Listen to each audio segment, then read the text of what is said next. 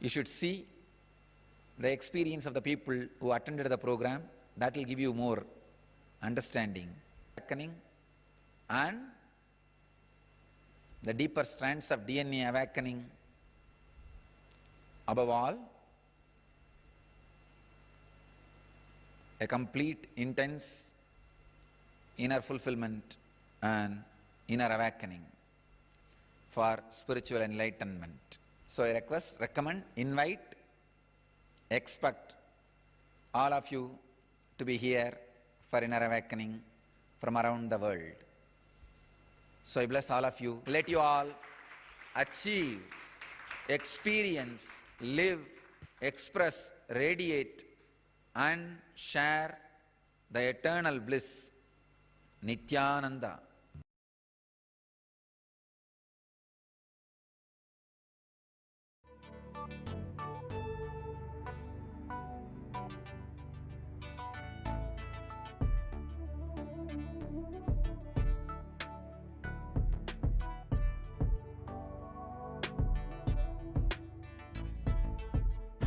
Putting all my trust in you, 'cause you know it's best for me to lead a blissful life, a life with no more strife. I can't believe the things I do, just to spend a little time with you. Nothing will compare, I know you will take care. You're always showing us compassion. Your love is endless like an ocean. Nithyananda, Nithyananda. My life's become a meditation. Ever since we had a deep connection. Nithyananda, Nithyananda. Oh, every time I see you, my consciousness expands. Oh, my heart begins to dance. And every time I think of you, I just start to melt. So much beauty to be felt.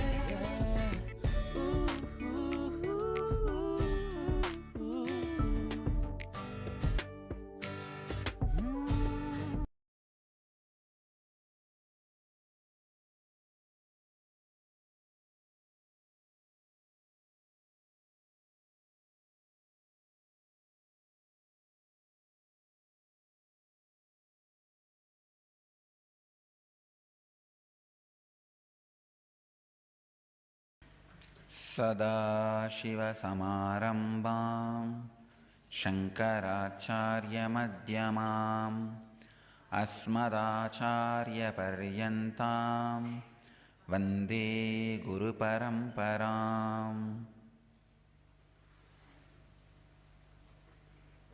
I welcome you all with my love and respects.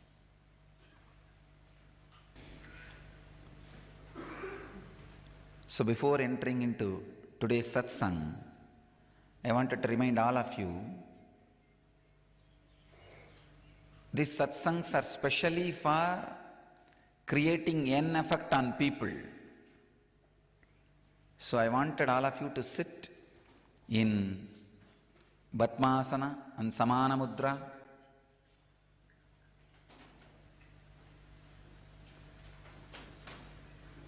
I can see already the N effect has started happening on the globe.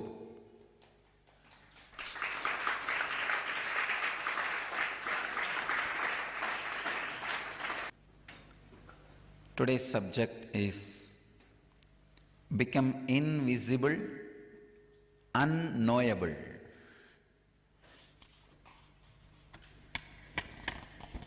Patanjali is expanding on the next level of samyama, a next powerful technique. Yetena sabdadi andardana muktam. Vivekananda translates this sutra as, in this manner the disappearance or concealment of words which are being spoken and such other things are also explained. Swami Prabhavananda translates this sutra as, thus also its sounds cease to be heard. Swami Sachidananda translates this sutra as, in the same way, the disappearance of sound, touch, taste, smell is explained. Osho says, this principle also explains the disappearance of sound. This sutra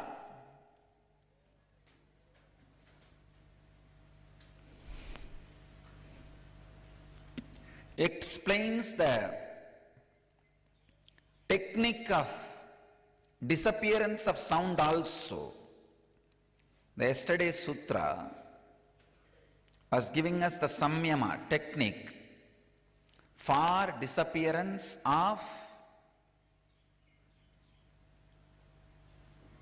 seen.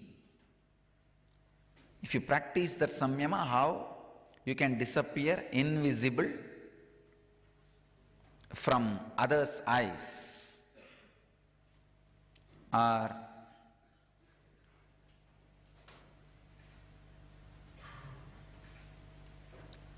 how you can realize what you are seeing is not reality. In the sutra, Patanjali explains a method or process for same way making you inaudible. For example,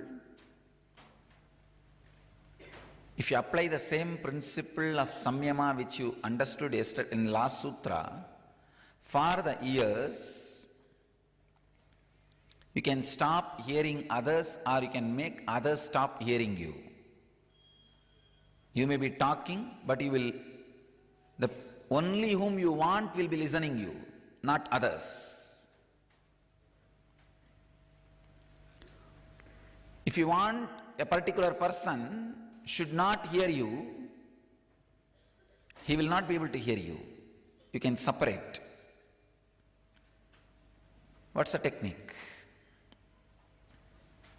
When you create a sound, do samyama on how sound happens,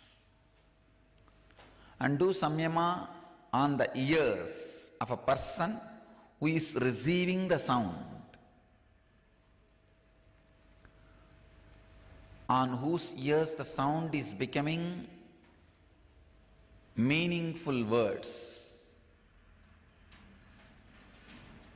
Once you do samyama on the person who is hearing, on his ears, and give a command, let it be separated, you will be talking or shouting, doing what you want, the person will not be able to listen, hear. He will not be able to understand what is being taught or what is being told. These are some of the extraordinary powers. The same way smell can be separated, touch can be separated. Somebody can touch you but you will not feel the touch. You can touch somebody and they will not feel your touch. It's almost like a mastery over the sensory realities.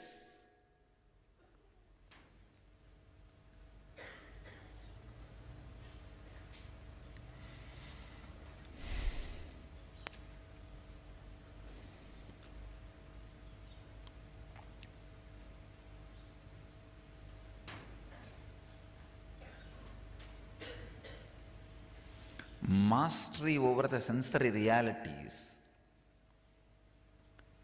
makes you understand the sensory realities are not realities. Only when you master something you will understand the whole, complete.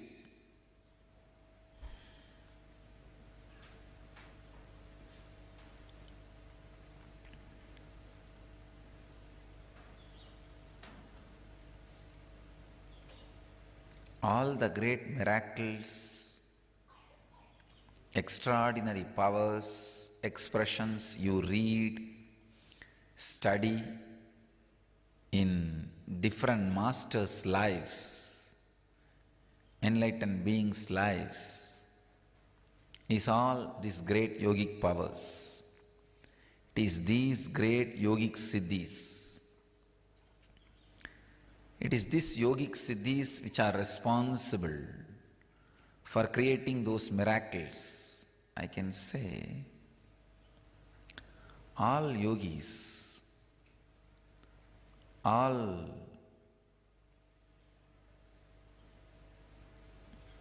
siddhas were not only expressing the extraordinary powers, they also realized the ordinary reality is not reality. Ordinary reality is not reality.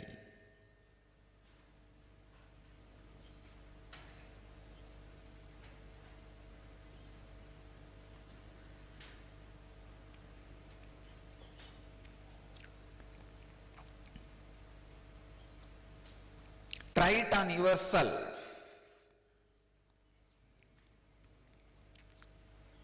Do samyama on how the sounds are heard and converted into meaningful words.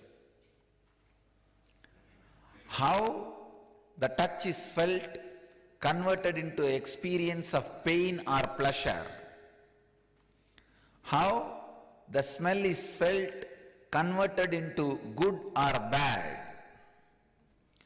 Do samyama on the spot where the conversion happens. Work on the space where that meaning is added to what is. Then you will be very easily able to separate. Actually, you can try this experiment. Take a candy and a green chili, put both on your tongue in two ends. One side touch your tongue with the candy, very sweet candy. Other side with the green chili. Be aware of both. What is happening?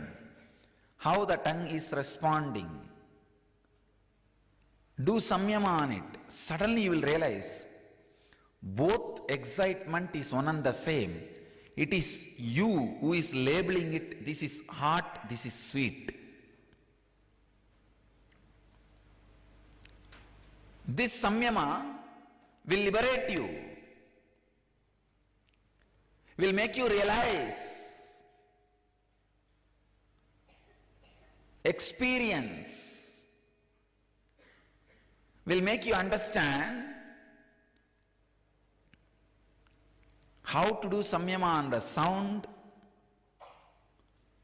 how to do samyama on the touch, how to do samyama on the scene.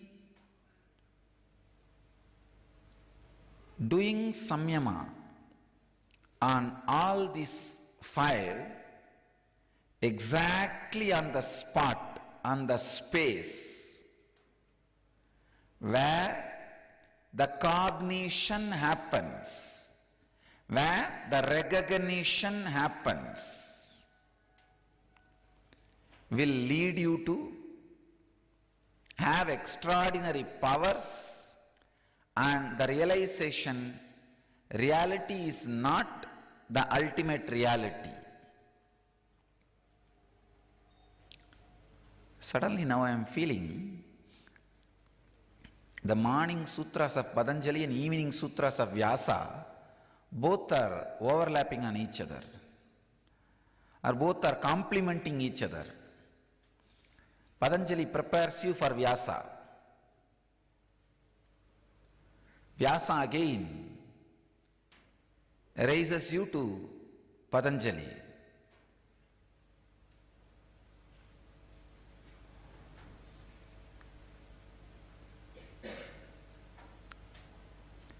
Morning Sutra is more like a knowledge with technique. By the time you practice the technique and either experience or tired, evening Vyasa breaks your head without any technique. Whether you practiced and successful or whether you are tired of practicing, Vyasa breaks your head without technique. So try samyama on where you hear the sound. In Patanjali, you need to do some practice.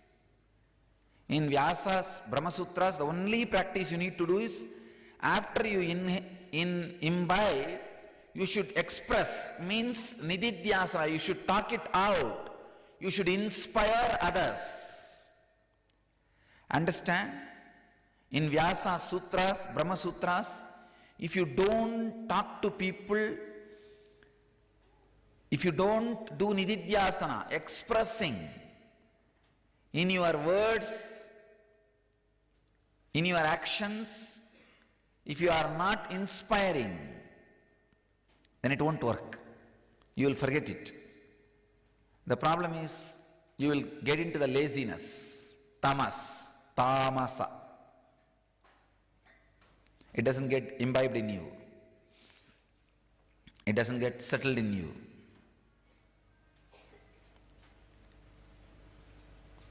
Method in which Patanjali works is working in you.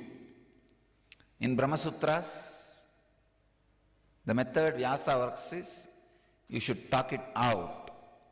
Only when you tell others, your own brain, your own dormant parts of the brain which has not understood or become aware or imbibed will suddenly open up and imbibe.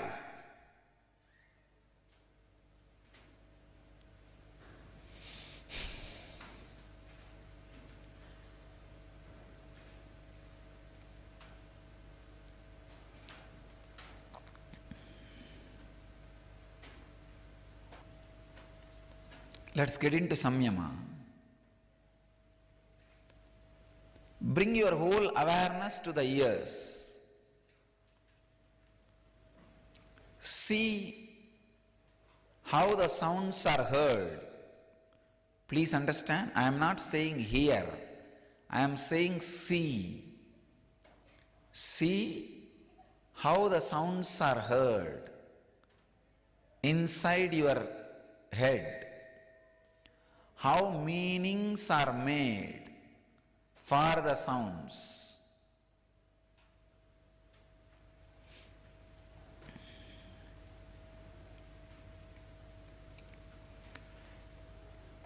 Close your eyes.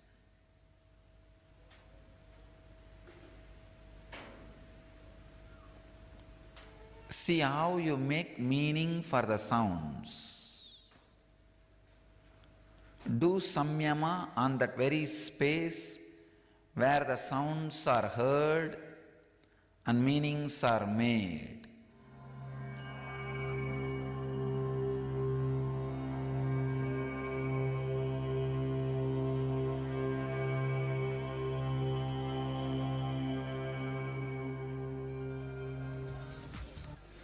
Try this samyama today, whole day. We'll gather again in the evening for Brahma Sutras. I bless you all to achieve, experience, live, radiate, express and share the eternal bliss. Nithyananda. Thank you.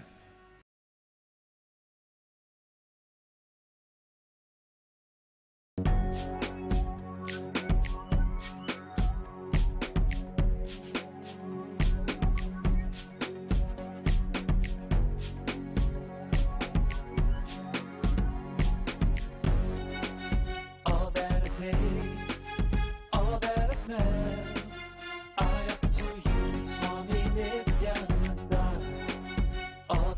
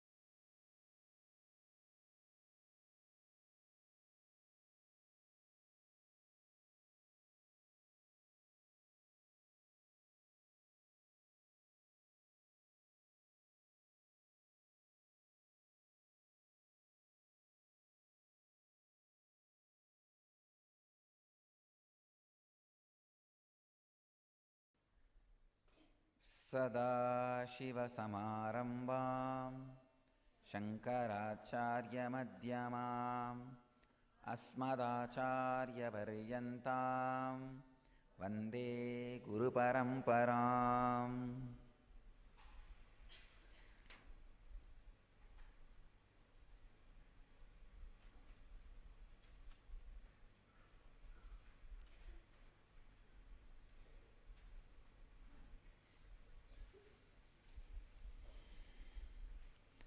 I welcome you all with my love and respects. See, basically, I am a village boy who is born and brought up in a temple-based village. Means the whole village functions based on the temple.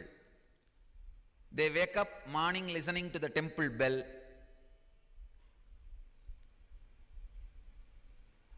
And when I was living in that village, now only it has become little small town or a town. In those days it was a village only. When I was living, we will know that it has become evening by listening to the Devaram songs from the temple. If we know the songs, they will have that old traditional type loud speaker. Almost to the whole village it will scream. And that evening that old man will come and sit on a brass talam. It is called in Tamil talam, a small 2 brass plates with which they will hit and make a sound. And he will start singing. Neither swara, nor raga, nor tala, nothing will be there. And he is the only guy, poor guy, no other work. He will come and sit and start. Pitta viraisodiya perumane. If I remember, even now I can remember the whole tone, tune, everything. தலைமாலை தலைக்கணிந்து தலையாலே ஒலிதேடும். Then we know it has become evening 6 o'clock. Now it is evening 6 o'clock. And we wake up listening to the temple bell. We retire from the day listening to the temple songs. We go to bed after the deity leaves our house. Almost every night the deity will come in procession. The whole village functions on temple. So in 365 days, at least 300 days, the deity will come out in procession for some festival. So when the deity leaves our house, we will close the door and go to bed. So after all, I am a village boy. So still that feeling, seeing a deity is sacred. Seeing a temple is sacred. That is there in the being.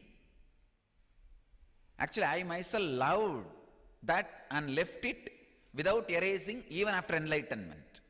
After enlightenment, I myself left few things. Let it be there. It's so sweet. After enlightenment, you are given the freedom to erase anything you want, add anything you want, alter anything as you want. So there are some things, I myself left it. Even now I have the freedom to remove, but I myself left it. The few things I left it is the feeling sacred when you see a temple or a deity. So actually when a screen opens, how much you are excited to see me, I am also excited to see 10 temples at a time. I feel, I have darshan of 10 temples. And everybody knows it is me who put the energy into the deities.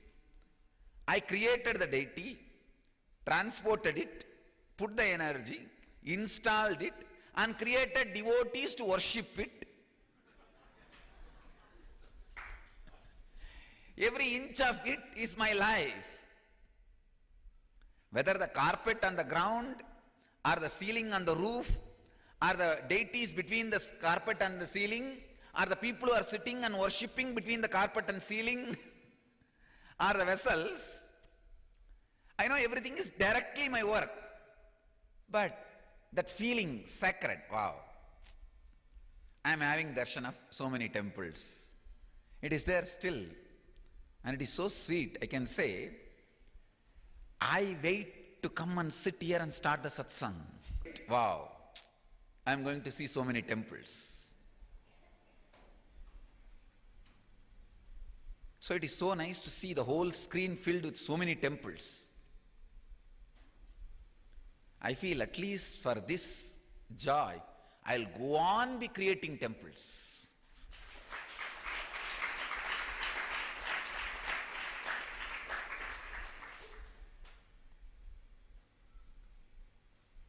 I tell all our devotees, disciples,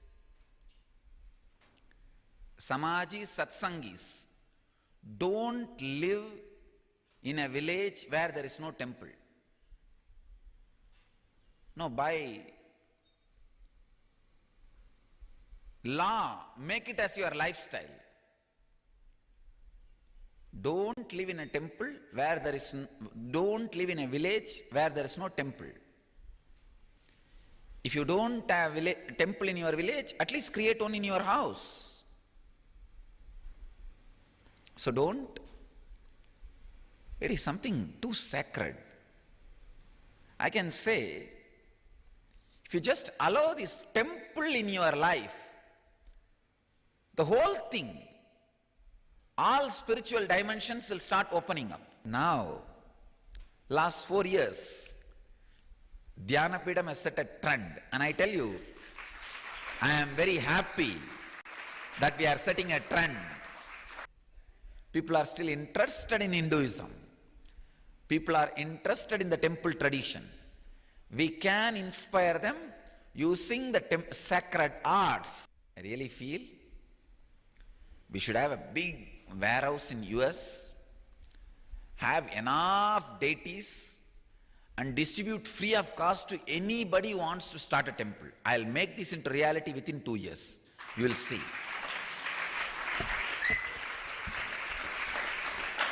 Do you want to start a Hindu temple? Deities are free. Take it.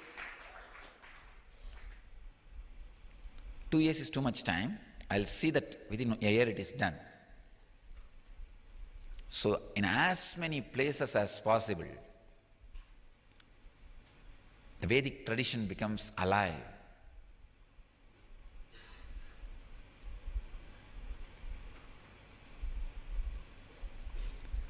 So that I can sit and see 200 temples every day.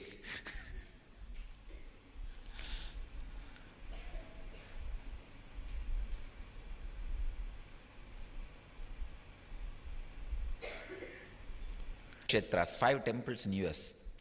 Then I added 12 Jyotirlingas. Then I thought 54 Shakti Peethas. Now I decided 100 and Vaishnava Stalas also we will add. 108. Let's go on.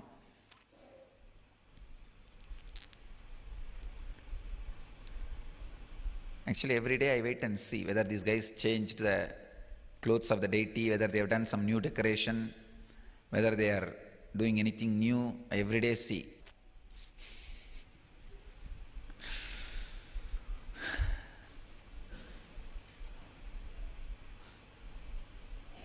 So all the other cities work quick and create the temple.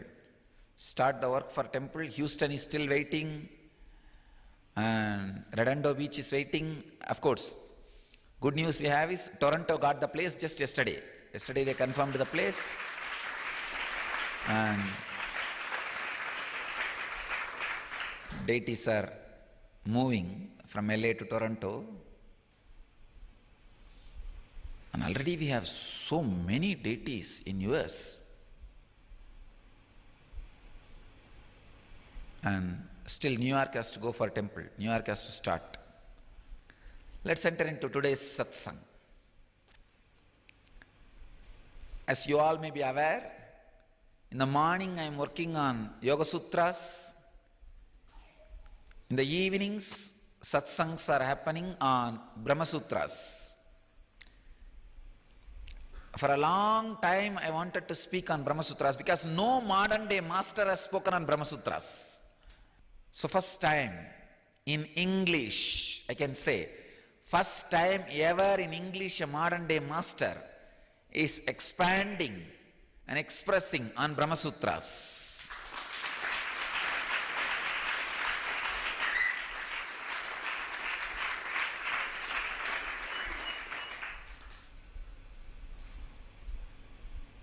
It is not only expanding, it is a great happening. Yesterday, when I gave the introduction to Brahma Sutra, almost all literatures, I shook everybody else. I was about to shake completely Patanjali Yoga Sutra. Then I remembered, no, tomorrow morning I have to speak on him. So, I just spared Patanjali. At least if there is 1 week gap, 1 week on Brahma Sutra and then 1 week on Yoga Sutra, then I would have shattered Patanjali. I thought, no, too close. Within 12 hours I have to start. So, I cannot patch up with Patanjali within 12 hours. I need to spare Patanjali. So I spared him.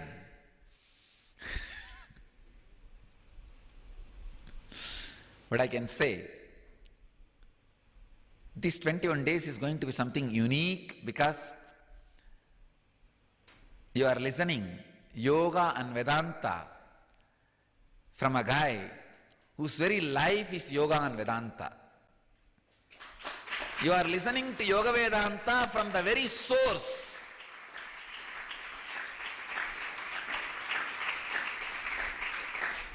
My bone marrows and blood will sing Yoga Vedanta. Yoga and Vedanta is just my very juice.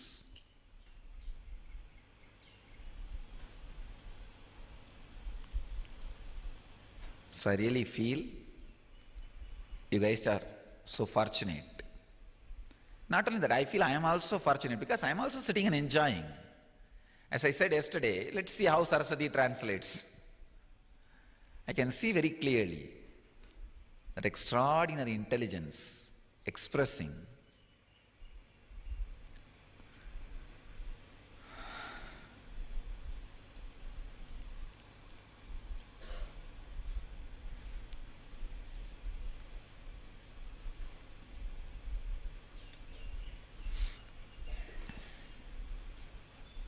Let's enter into today's satsang. Patanjali's Yoga Sutras. 127th Sutra, the 3rd chapter, 21st verse. The art of becoming invisible. Subject is art of becoming invisible. Patanjali speaks on one of the great siddhis, extraordinary power expressed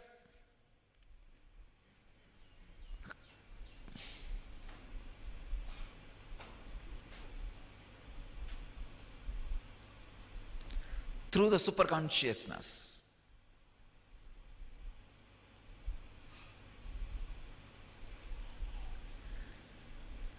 Kaya Rupa Sanyamat Tadgrahya Shakti Stambe Chakshu Prakasha Samprayoge Antardanam.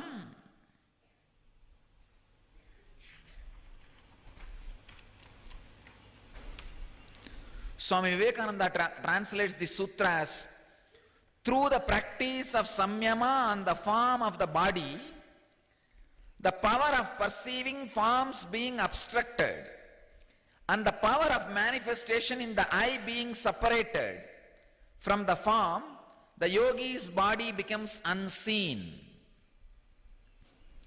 Swami Prabhavananda translates as, if one makes samyama on the form of one's body obstructing its perceptibility and separating its power of manifestation from the eyes of the beholder, then one's body becomes invisible.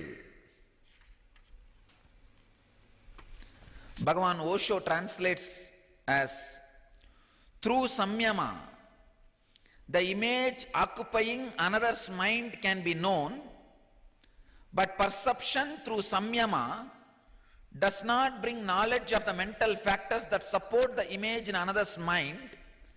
By performing samyama on the form of the body and suspend receptive power, the contact between an eye of an observer and the light from the body is broken and the body becomes invisible. Swami Satchidananda translates as, by samyama on the form of one's body, checking the power of perception by intercepting light from the eyes of the observer, the body becomes invisible. This sutra is the technique for one of the great siddhi disappearing, becoming invisible. Disappearing is not the exact translation, I can say. The right translation is becoming invisible. All right. Before logically I analyze, think or feel how I am going to prove, I am making a word now, commitment. End of this session, at least few hundred of you will see that I became invisible. Come on, now I am going to play the game. Let me teach the samyama. I have decided I will make it as a practical session. At least the ones who are experiencing Kundalini awakening will suddenly feel that empty throne is talking. Come on, let me see. It's time to show the Yoga Siddhis.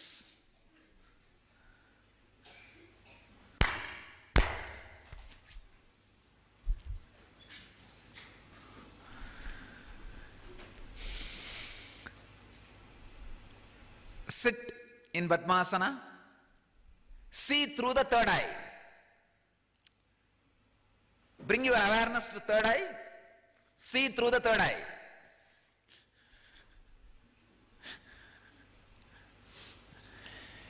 Let me expand on the sutra.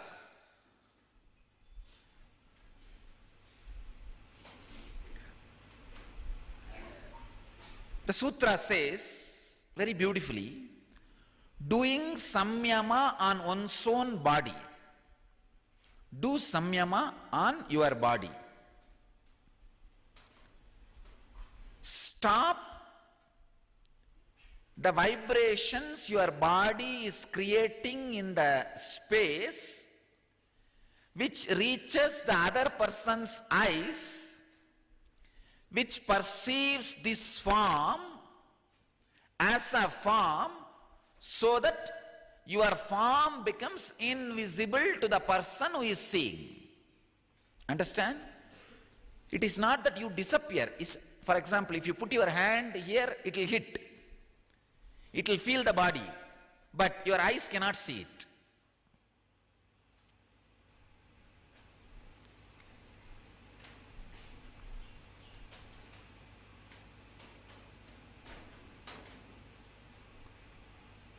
Sit with wide open eyes, really wide open, and see through the third eye.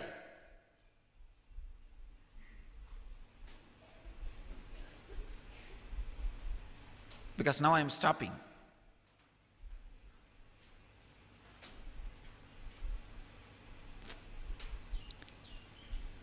I am stopping the signals my body creates in the space.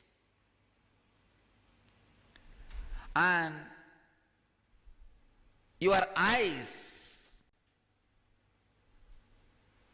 instrument which perceives signals, I am separating the perception and the eyes in your eyes. So it's actually two processes. One, stopping the vibes created in the space by my body, separating the power of perception from your eyes.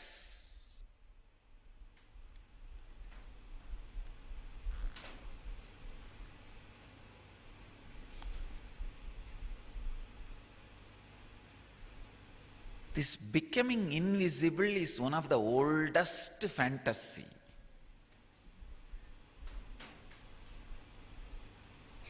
I can say the yogis and siddhas were trying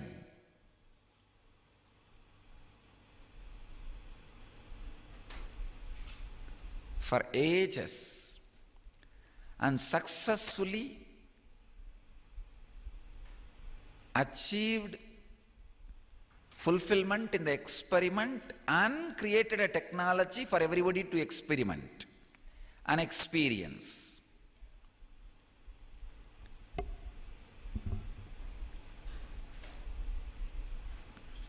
It takes time when you practice on your own. But now, I am initiating you. Not only that, I am doing this to inspire you to have more Shraddha, trust on the yogic tradition.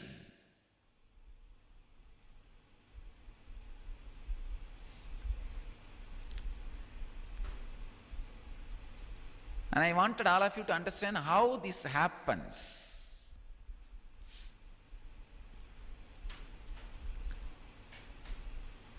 Just bring your awareness to the third eye so that the perception and the tool which perceives, this two is slowly separated. Another one thing, this samyama not only brings the extraordinary power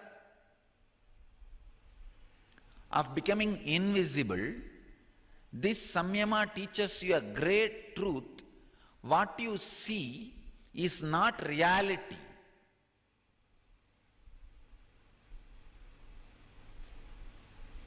I can see very clearly the vibrations which are being sent in the space because of my body's existence is settling, slowing down.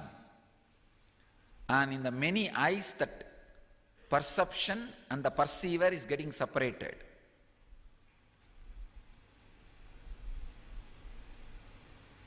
Let time pass. You will see one by one, slowly, people will start feeling, wow, empty throne is talking.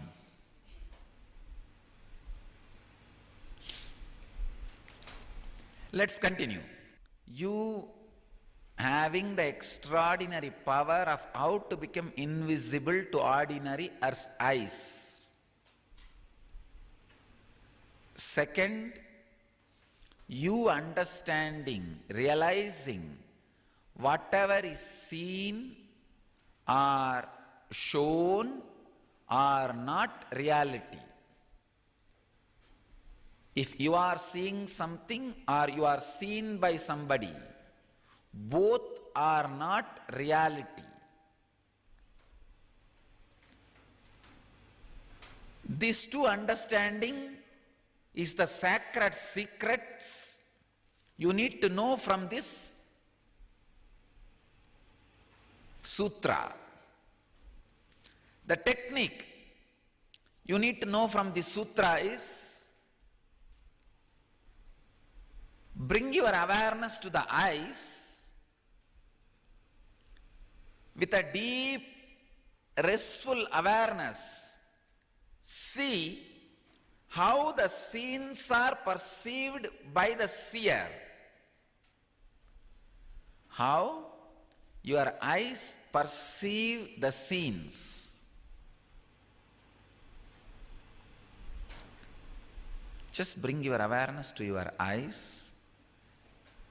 see how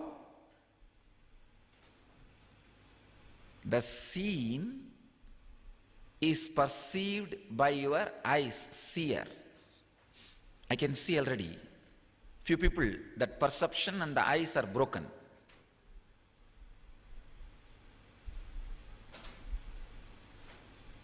Anybody who sees, the moment you see the empty throne talking, raise your hand.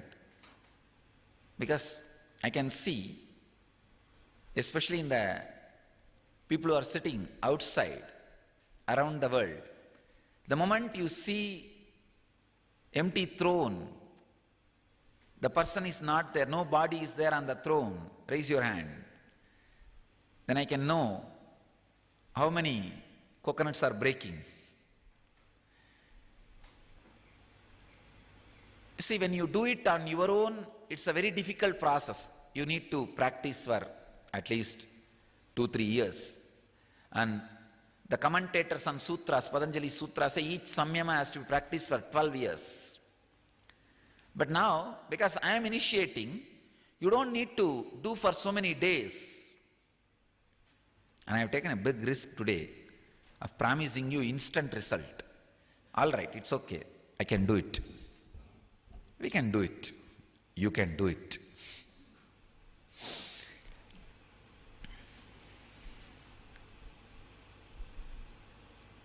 I wanted all of you to know these samyamas are not jokes or some old mythological fantasy theories. No. They are very solid truths. Just yesterday I was doing some research in the net. I saw already few American universities have proved the light created by the object can be abstracted before it reaches the perceiver's eyes without any object between the perceiver and the object. By some unique deflection methods, they intervene, and without any object between the person and the perceiver, it can be deflected. So the perceiver will not be seeing the person.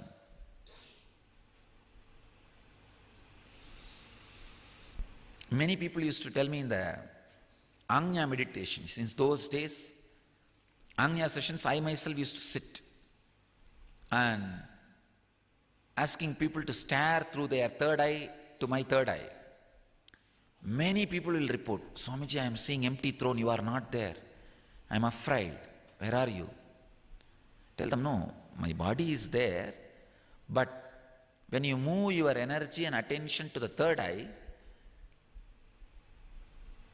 you start seeing the real me, which does not create any vibrations or signals in the space.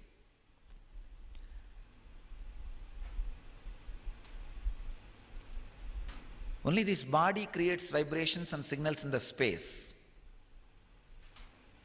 I don't create any vibration or signal in the space which can reach your eyes. I am me.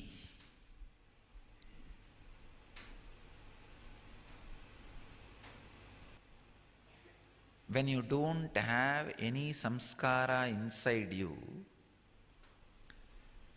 you will become so subtle, you will not create any vibration even in the space, in the air.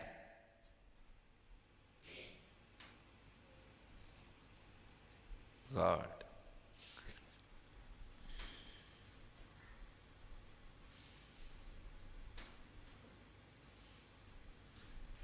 Just feel in the third eye how whatever is seen is experienced in third eye, how scenes are reaching you, signals are reaching you, and how it is being perceived. Just see that, feel that.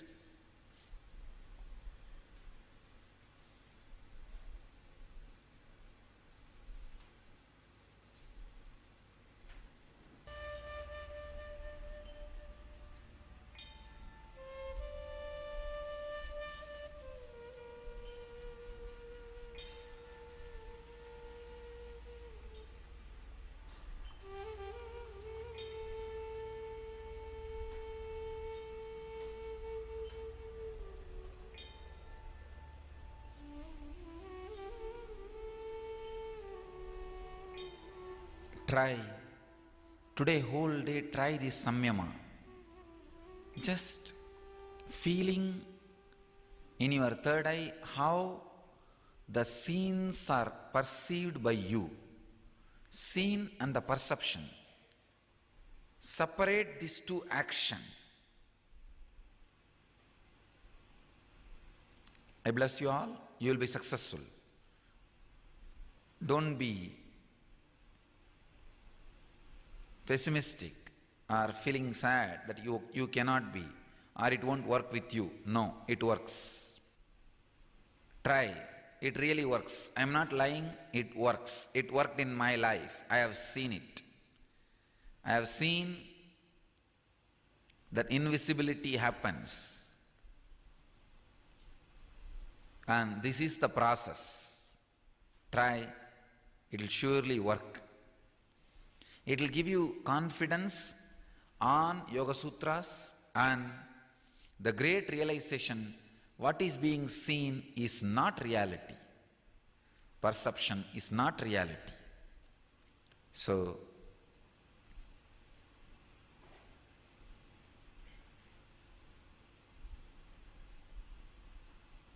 I bless all of you. Let you all achieve, experience, live, express, radiate and share the eternal bliss. Nithyananda. Thank you.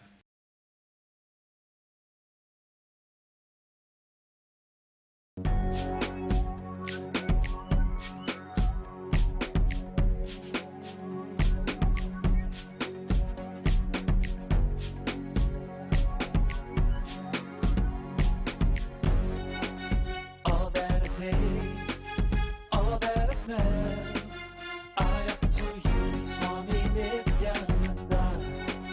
All that I see, all that I hear, I offer to you, Swami Nithyananda.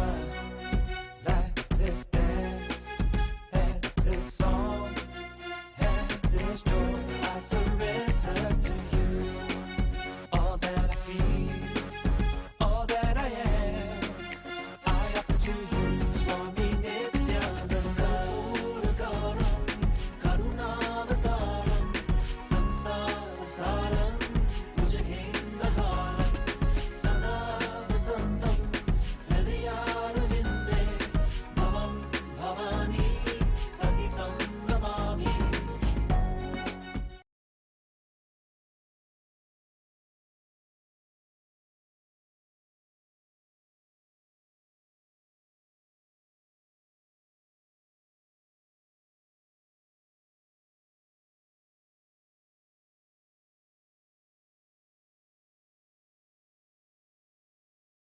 Siddha, master, is a person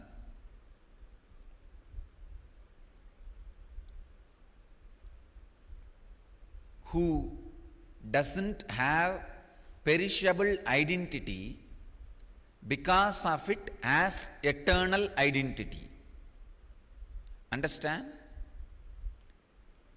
His identity is made out of material which is imperishable. There is no perishable component in the identity he created for himself. When the breeze flows over the water, the shapes and drawings created on the water, there's a huge water body. Breeze flows over the water body, small waves are happening, or some drawings or figures appear on the water. In that figure there is no perishable component. That figure, the source, cause, effect, everything is just water. When the breeze flows, again that same wave will happen. When the breeze stops, the wave will settle down into the water. Same way, Whenever a strong devoted samyama is the breeze. Water is the pure consciousness. Whenever the strong devoted samyama from a disciple happens over the conscious water, master's forms appear and blesses you, graces you, and again it relaxes back into the same water. There is no perishable component. Please understand.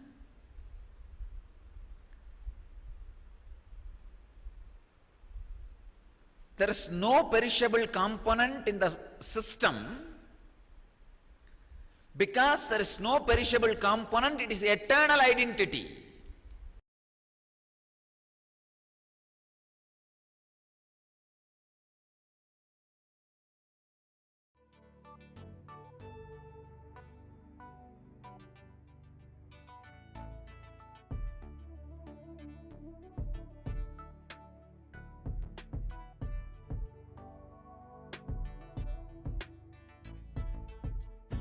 Putting all my trust in you, 'cause you know it's best for me to lead a blissful life, a life with no more strife. I can't believe the things I do, just to spend a little time with you. Nothing will compare. I know you will take care. You're always showing us compassion. Your love is endless like an ocean. Nithyananda, Nithyananda. My life's become a meditation. Ever since we had a deep connection. Nithyananda, Nithyananda. Oh, every time I see you, my consciousness expands. Oh, my heart begins to dance. Every time when I think of you, I just start to melt. So much beauty to be found. Yeah. Ooh, ooh, ooh, ooh, ooh.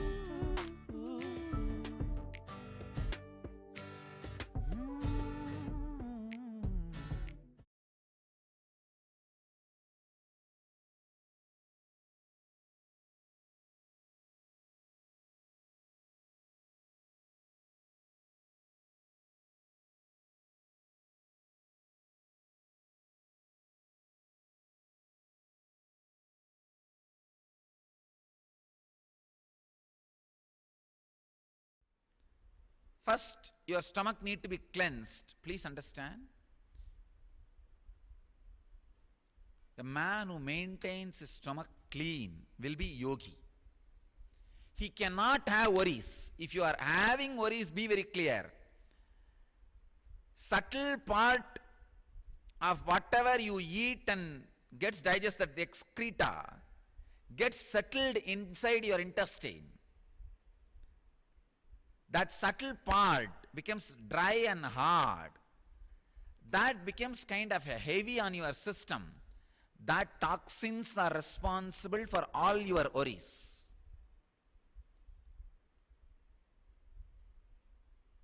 If your stomach is clean, two things will be there in you. One, no worries. Second, your eyelids will not flutter too much. It will be very straight. In normal light, your eyes will not flutter too much. Your eyelids will not flutter too much. You will have a clear, straight vision. Bright eyesight, the rose will look more rosier, green will look more greener. Then your stomach is clean.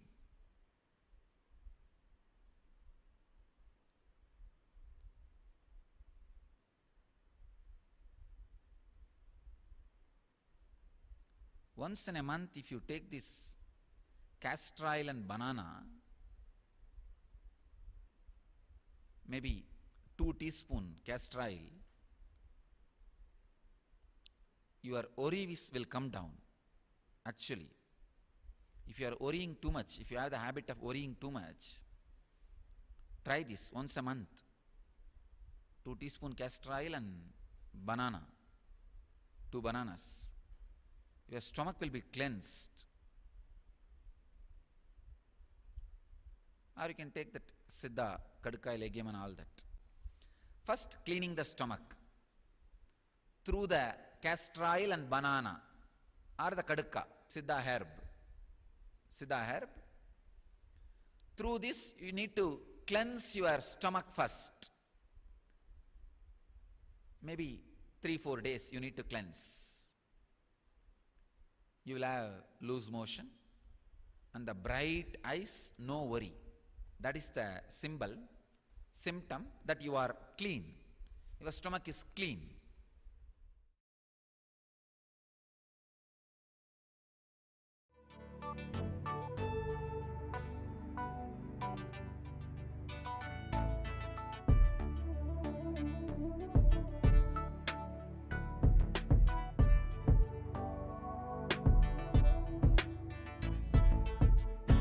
Putting all my trust in you, 'cause you know it's best for me to lead a blissful life, a life with no more strife.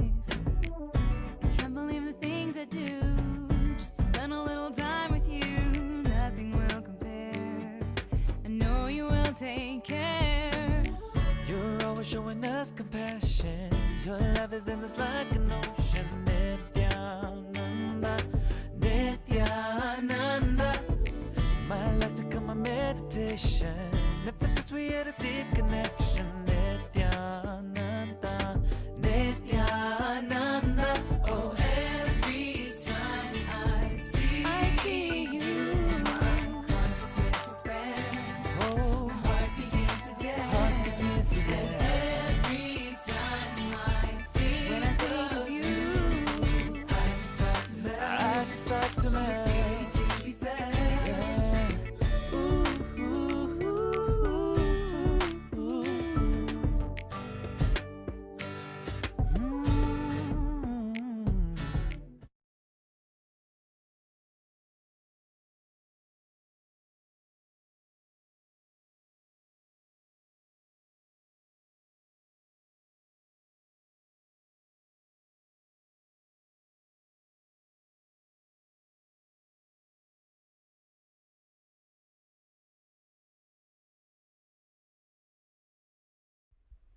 Creating an energy field where different biomemories of extraordinary powers are awakened in human beings is the job of an incarnation.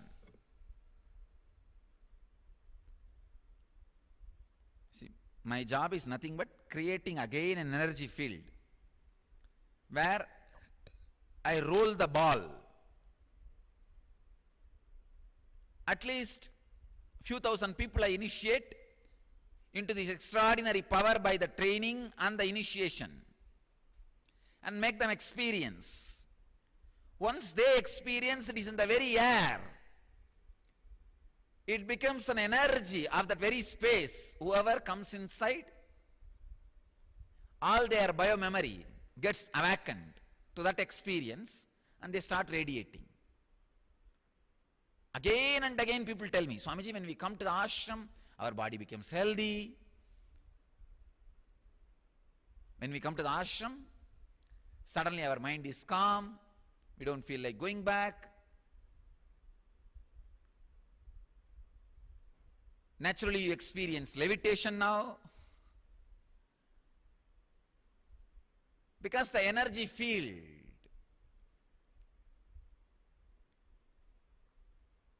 for this kind of extraordinary experiences and powers,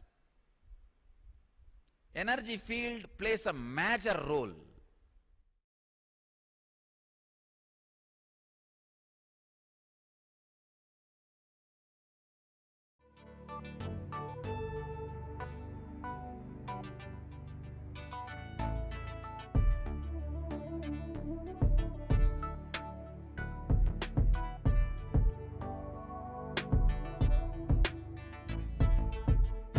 Putting all my trust in you, 'cause you know it's best for me to lead a blissful life, a life with no more strife. Can't believe the things I do, just to spend a little time with you. Nothing will compare, I know you will take care. You're always showing us compassion.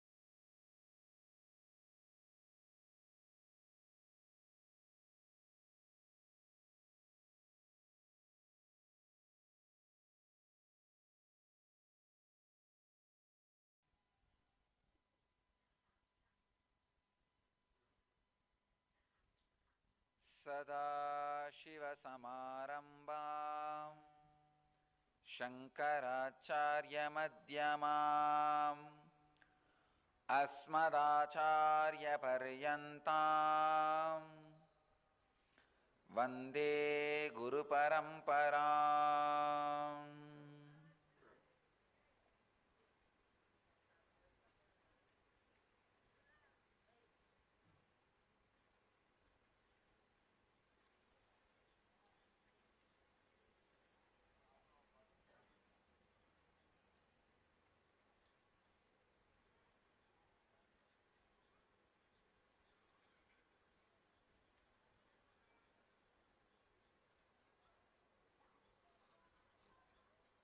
I welcome you all with my love and respects.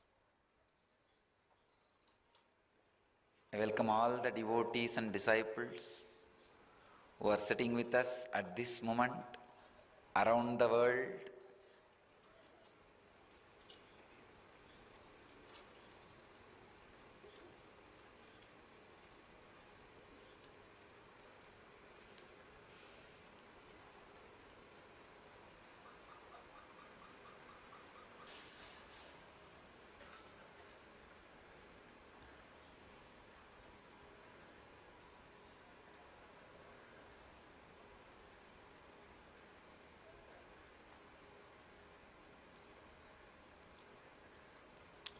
Before entering into the satsang,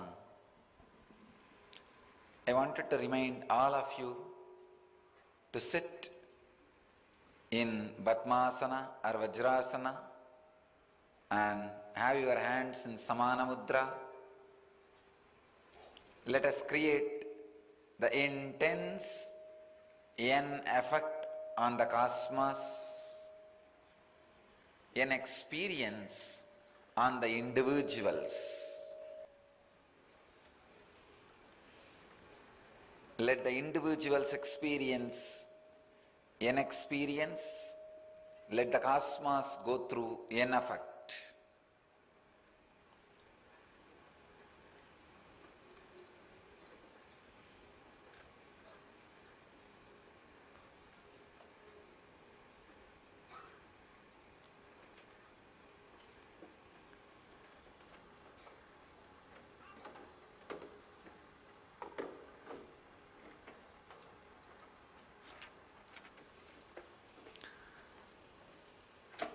Forty-six cities are sitting with us two-way. I am able to see, and more than 838 places in 307 cities in 45 countries. People are sitting with us. I am able to see Los Angeles, San Jose, Seattle, Columbus, Phoenix, Houston, Queens, New York separately. One center in Queens, New York, and another one center in New York. New Jersey, Philadelphia, Oklahoma City, North Carolina, Miami, Honolulu, Western Florida, Pullman, Washington, Madison, Texas, Maryland, Atlanta, Toronto, Vancouver, Mexico, Brazil, Guadeloupe, Australia, New Zealand, Hyderabad, Mumbai, Salem, Kuala Lumpur, Georgetown, Kulim, Dubai, Singapore, in Europe, Slovakia, Poprad and Kosais, in England, London, Birmingham, Aylesbury, and Spain, Croatia, France, Germany, Turkey, Africa, Morocco. I am able to see all these countries in front of me.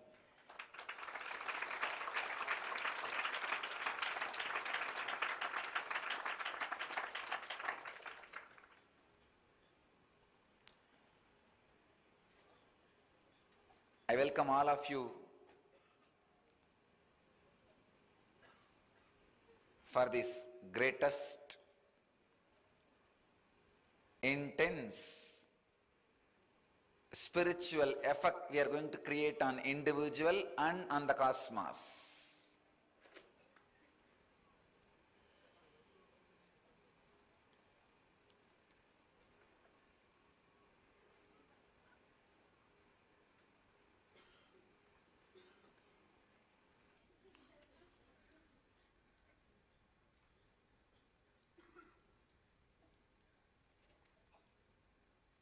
Today I'll share only one story from Shiva Purana.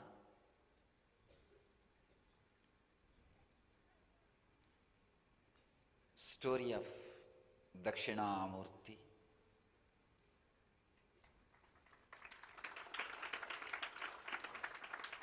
Shiva appearing as the ultimate master on the planet Earth.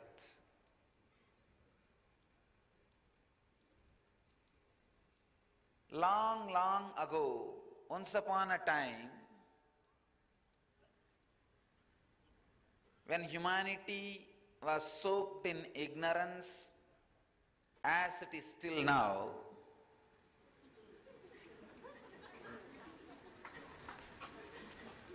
there were a group of people who were very successful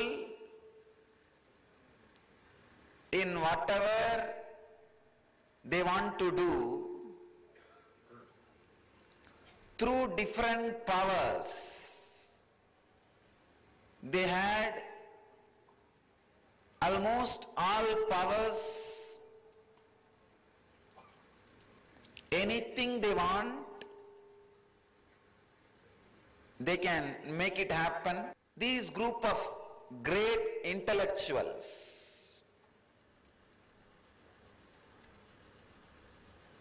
lived in a place called Tarukavana.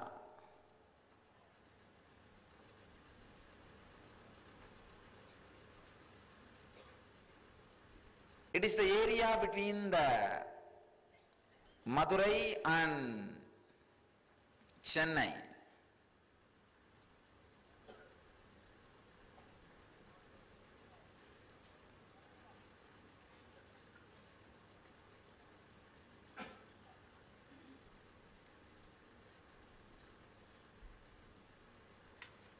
The place Tarukavana, huge forest,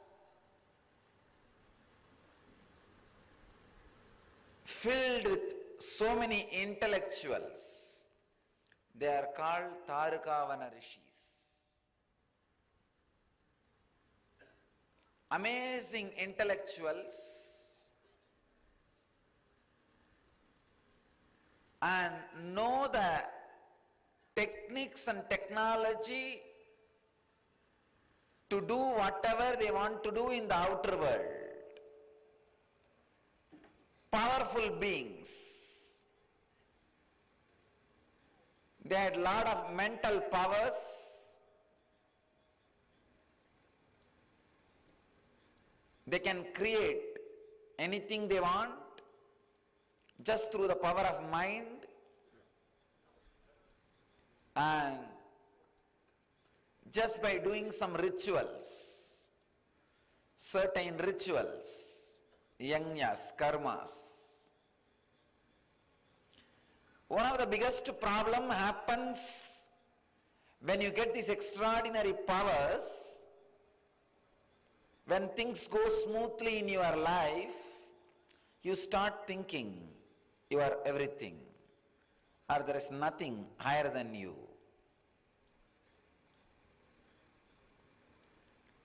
These Tarukavana Rishis, some of the great intellectuals, because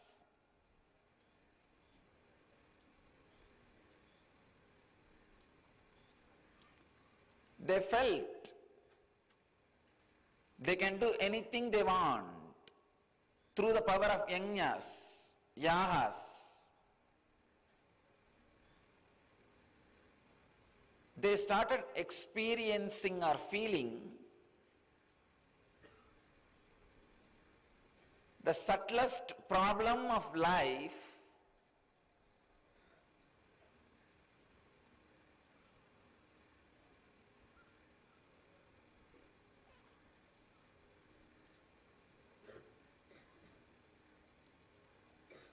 pseudo-ego asserting itself as ultimate. Pseudo-ego asserting itself as ultimate is what we call atheism. Pseudo-ego, when it asserts itself as the ultimate, it is atheism. So these intellectuals who lived from Chennai to Madurai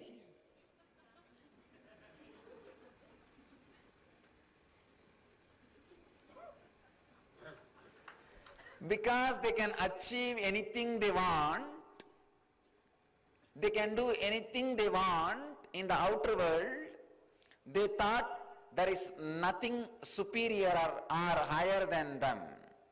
They became atheists.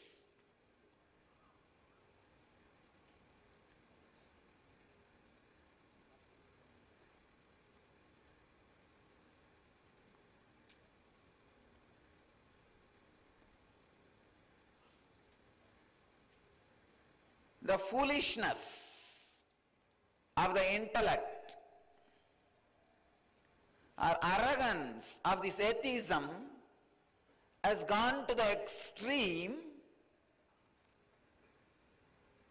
and they started becoming arrogant and a threat to the society. Usually, when atheism settles in you, when you are not ready to respect anything higher than you, your intellect, you are a threat to society.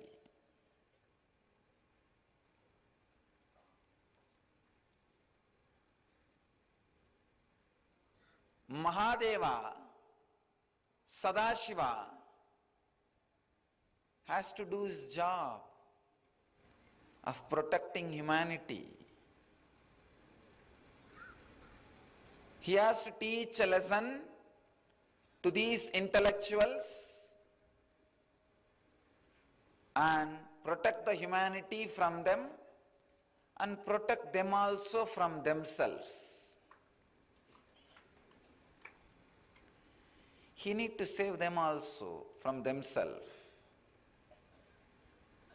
and the humanity from them. He needs to teach lesson to them and transform them, make them understand, and he needs to save the humanity from them. When an atheistic intellect settles on you, it is not only threat for others, it is threat for you also. So, silently, Shiva lands in the Tarugavana as a handsome young man.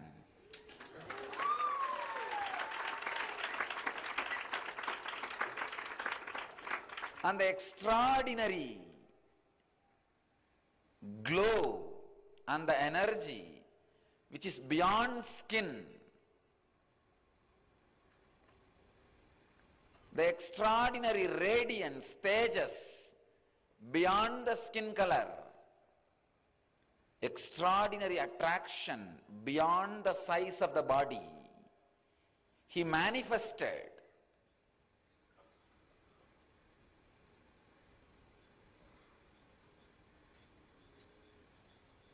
as this young man filled the whole Tarugavana. And he went round the Tarugavana in the name of begging to collect food. His Parivrajaka Yatra.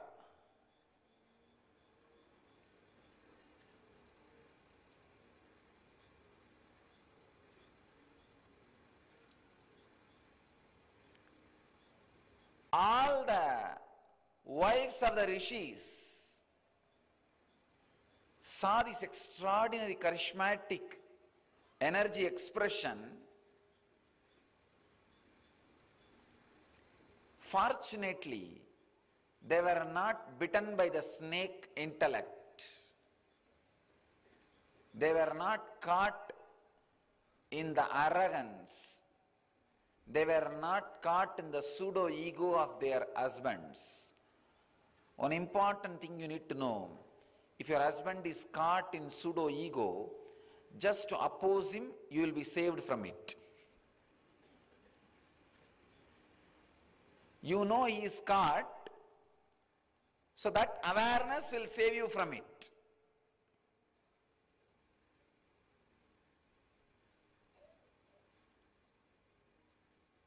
See, anything he does is wrong is a basic law with which women live. Same way men, anything she does is wrong is the basic law with which he or she lives. Sometimes this basic law helps if he is really doing something wrong. So with these Tarugavana intellectuals, rishis, they were really doing something wrong. So the understanding the women carried helped them, saved them from that pseudo-ego.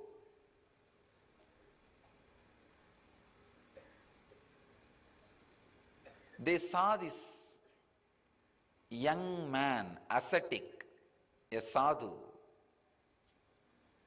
walking in the streets, asking for alms. Not only they gave food, they just lost themselves in his presence and glory.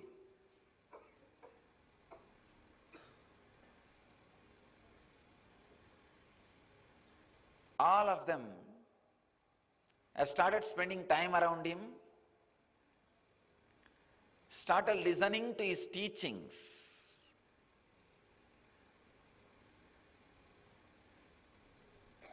Imbibing those ideas. Just within few days, problems started in the house. When these guys imbibe these teachings and ideas and come back to the house, they naturally bring the photograph and mala.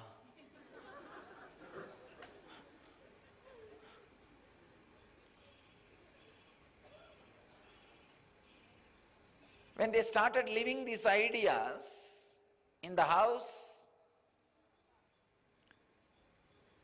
the ego of these intellectuals was really hurt. What? We are leaders of the society. Everybody respects us. They don't understand. Everybody fears them, not respect them.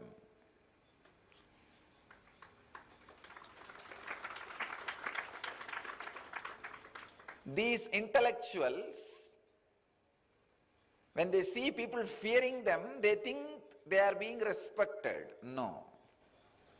There's a difference.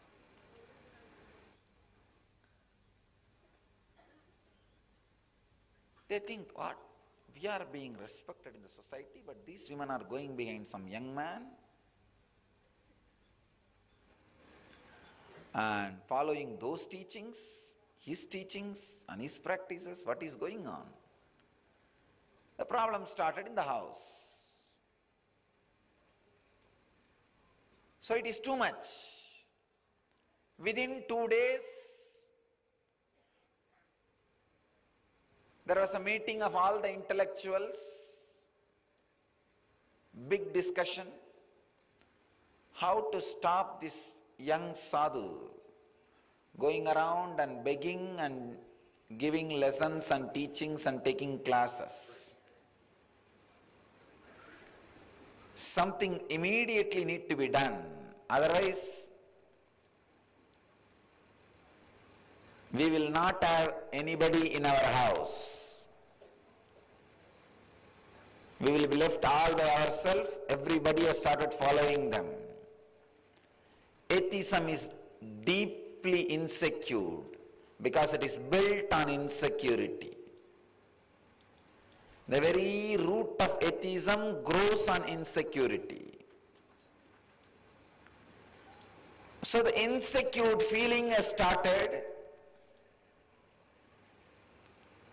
Now they all gathered, plan for conspiracy. How to stop this young man, young sadhu,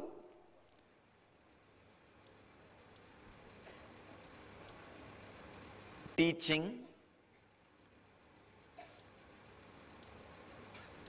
There were so many ideas, but nothing worked out because he is fearless. Nothing can be taken away from him.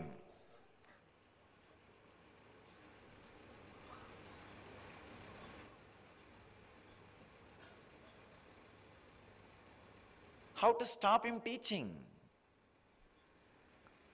They discussed. Finally got disgusted because they could not come up with any creative idea. When the insecurity and disgusted mood gathers, there comes the great poison of violence. If you are insecure but have some hope, immediately violence won't start.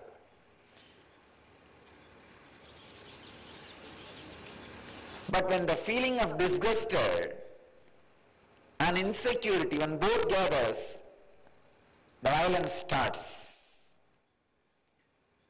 They created a violent plan. We need to destroy him, finish him off.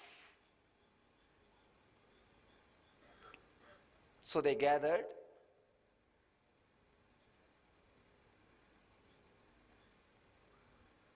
Started spreading waves.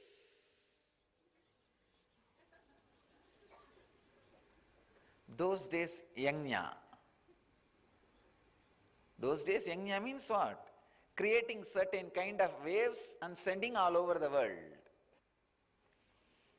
They organized a huge yajna and started chanting different mantras, started creating negativity and sending it towards him. The young boy, after going around and taking classes, was just relaxing in samadhi under a banyan tree.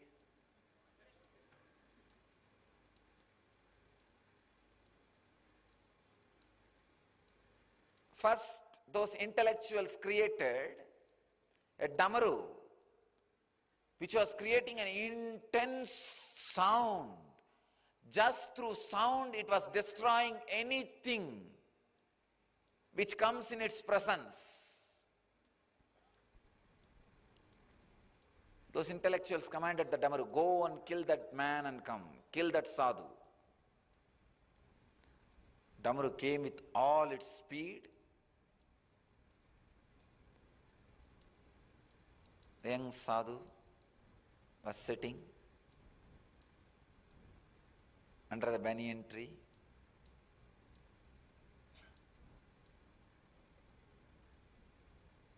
The light smile, opened his eyes and saw what is coming. The damaru with all the vigor and power was trying to come near to destroy. All this young sadhu did, he just caught it and kept in his hand to play whenever he wants.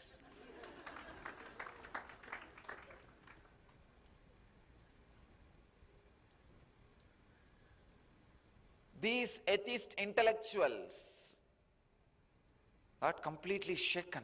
God, what is this?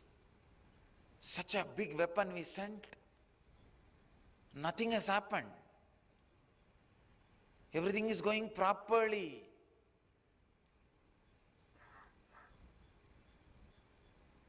He is there. Then they thought we should do something more. They created a deer and said, go and destroy this young sadhu. The deer came. Again, Mahadeva just smiled at the deer and caught the deer in the left hand, said, You just be with me to play whenever I want. Still he is having it in his left hand.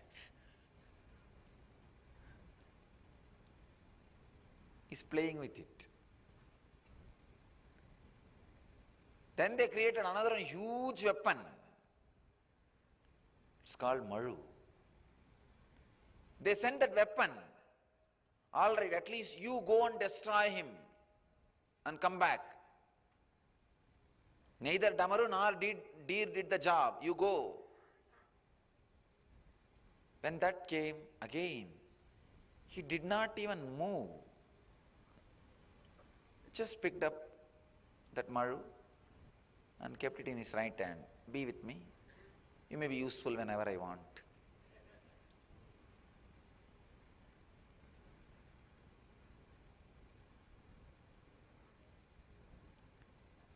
It's too much. Then they created a tiger out of that fire and sent. Mahadeva not only killed the tiger, took out that skin, started wearing it as dress.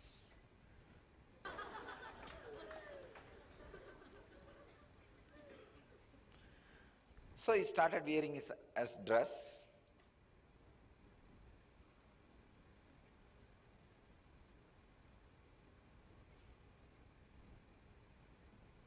Then they created an elephant.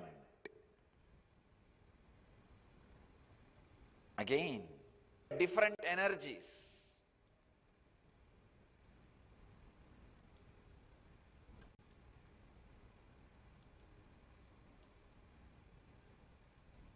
Finally created a asura, dark,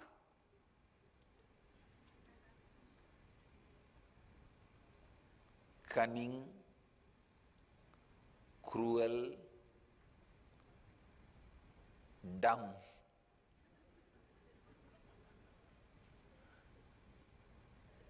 Muyalaka. They said, you go and do some conspiracy, create some problem, destroy this young sadhu. Shiva did not even bother. He just picked him up and put him at the feet. He was dead. But these asuras are dangerous. Even if they are dead, you have to always keep 1 foot on them so that they don't come back. He puts his feet.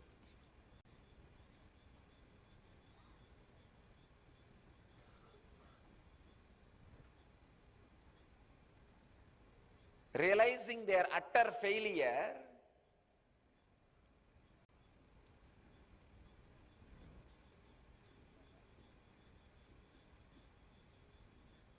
they tried to do all possible things.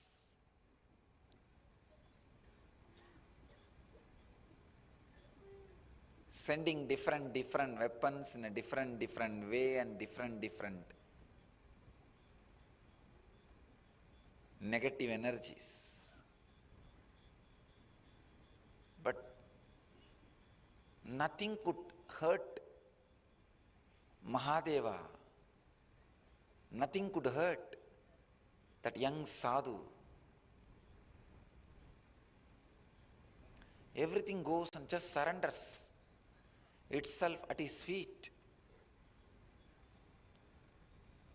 They were shocked, surprised, unable to understand what is going on, confused, completely disturbed. Mahadeva feels the deep compassion, it is time to teach lesson to these fellows, to complete the avataric mission. What for he assumed the human body.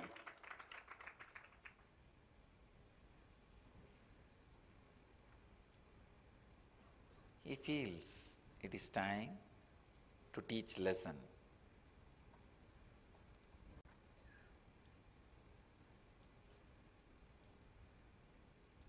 All he does is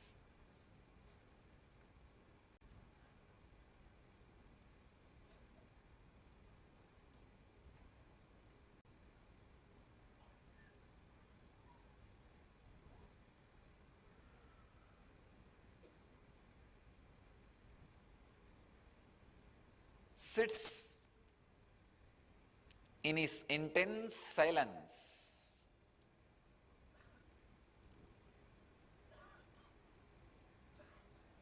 just by his intense silence and presence,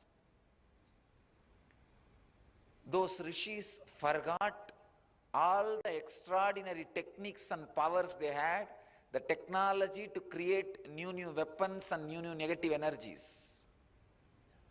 They completely forgot the whole thing.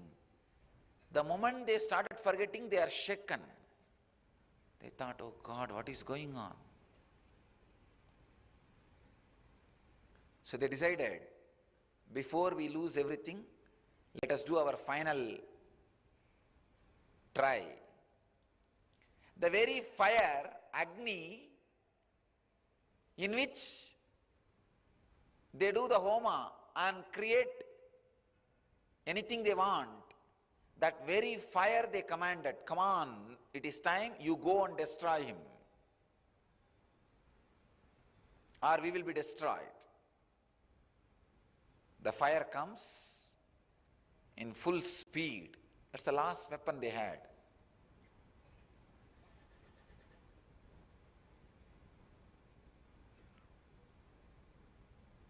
Shiva did not even move his body, just opened his eyes, picked up that fire in the left hand, still he is holding in the left hand. You can see as Dakshinamurti, he will be holding it in the left hand. That is a fire. Now, these rishis lost practically everything, nothing is left.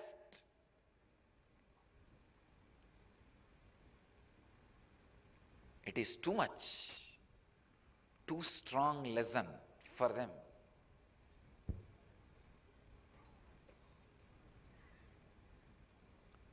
But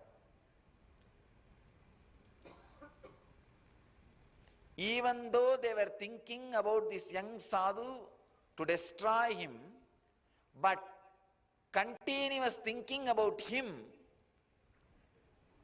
has brought some good things to them.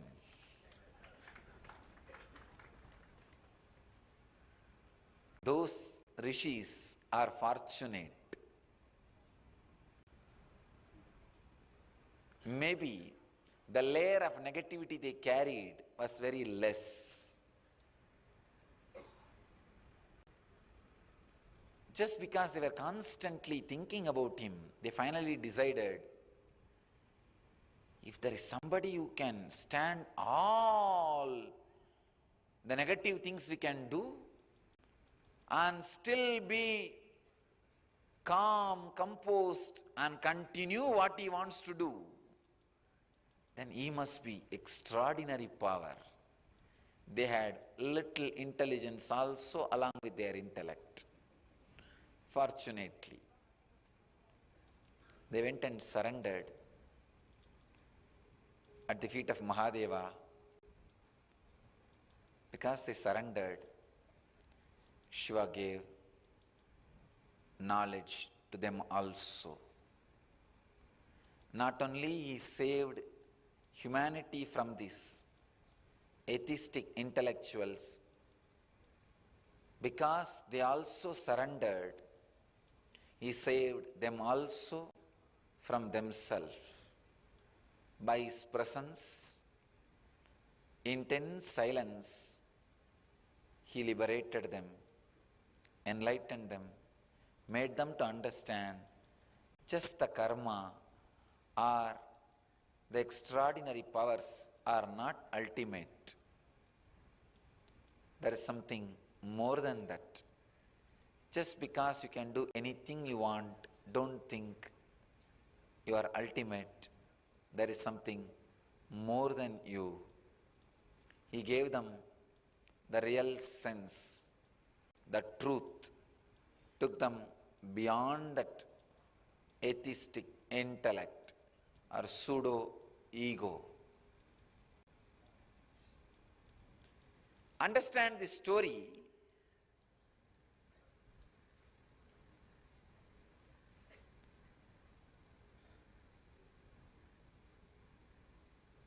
when Guru assumes the human body.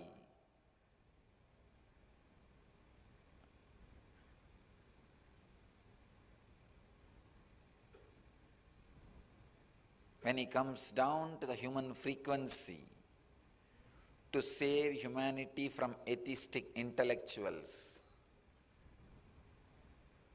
and save themselves from themselves, save them also from themselves.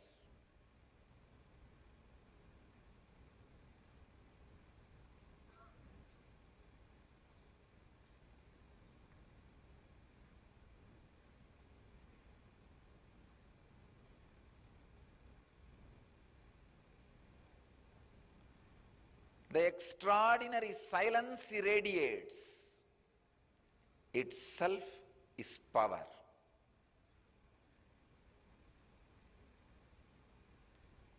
In this whole story, Shiva did not fight even once. He never fought back. He was in silence. All he did is, whatever weapons were sent towards him, he used them nicely for himself, that's all. Kept the fire as a heater, had the damaru for playing, had the tiger skin as a dress, had the elephant skin as the blanket. Whatever negative energy was sent towards him, he beautifully used.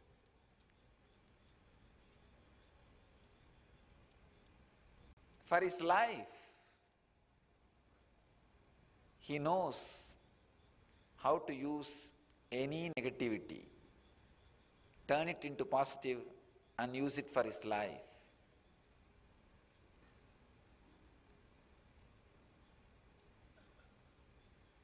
Because of his extraordinary energy and silence and the spiritual presence, any negativity comes, just dies down and starts supporting him in positive way.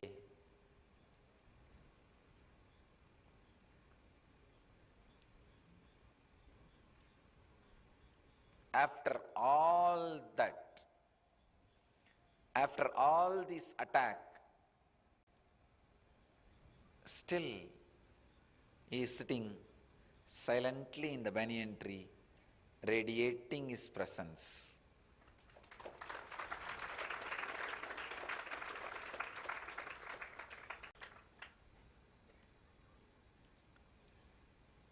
The inner space continues to radiate the extraordinary silence. An intense presence goes on inspiring everybody to transform themselves. First,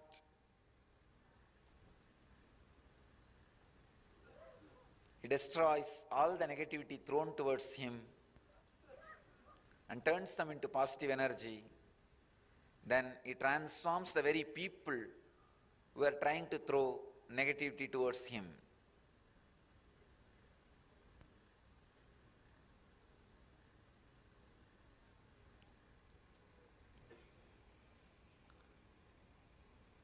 Remember, in each one of you, there is an inner space which is Dakshinamurti. Shiva happening in human body. Atma Guru, who goes on transforming any negativity thrown at you as positive. Any incident happening, life throws at you, understand, bring it to that space. It will turn that into positive. If life is throwing fire at you, bring it to that Dakshinamurti. He will turn that into positive. Anything brought to him turns positive. I'll initiate you all into the process of keeping the Dakshinamurti alive in you, keeping the Guru alive in you.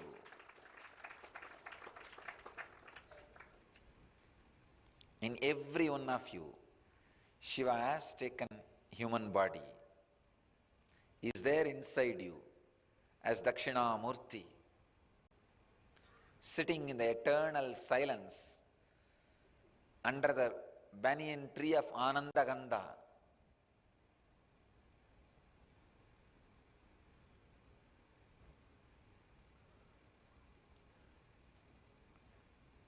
Radiating the intense silence and energy.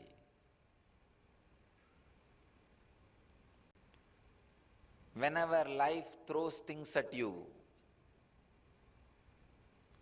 any negativity is thrown at you, all you need to do is relax into his space, bring that negativity to his space. You will see it disappears. It just disappears. The whole thing will be turned from negativity to positivity. All the problems thrown at you will become glory for you. The way you handle them, it will all become glory for you. Understand,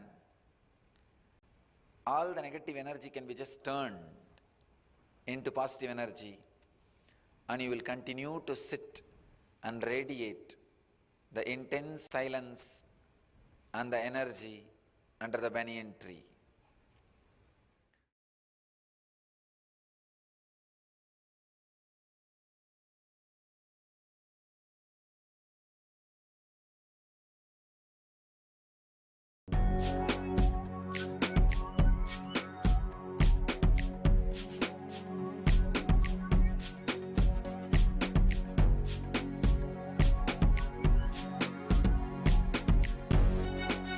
All that I taste, all that I smell, I offer to you, Swami Nithyananda. All that I see, all that I hear, I offer to you, Swami Nithyananda. Like this dance, and this song, and this joy, I surrender to you. All that I feel, all that I am, I offer to you, Swami Nithyananda. Puragaram, Karunavataram, Samsara Saram, Bhujagendaharam, Sada Vasantam, Hridayarvinde, Bhavam Bhavani, Sahitam Namami.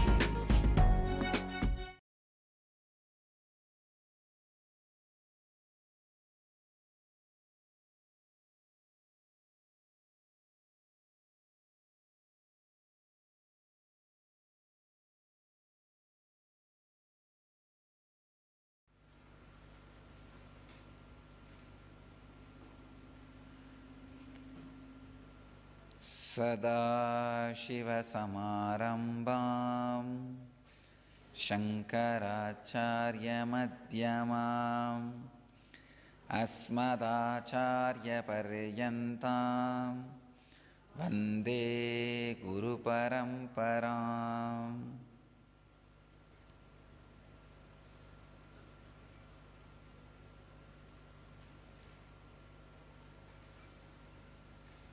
I welcome you all with my love and respects.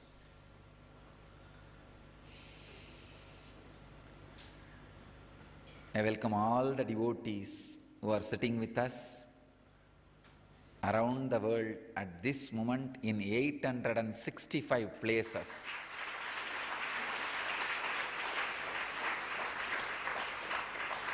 In 276 cities in 30 countries.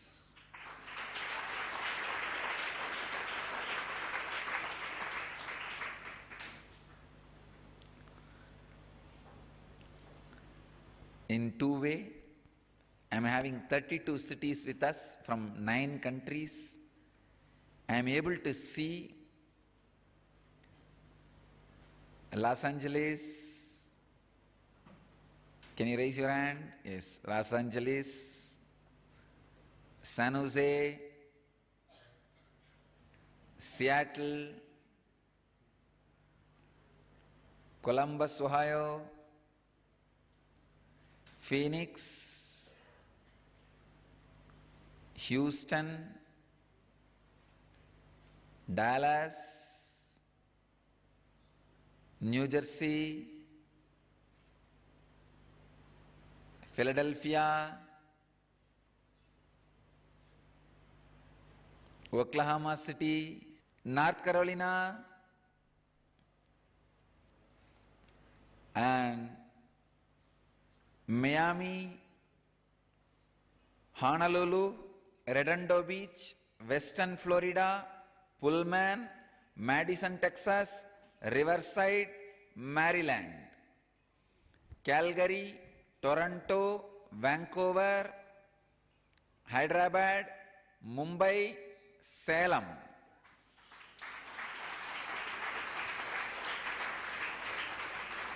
First time today Salem is online.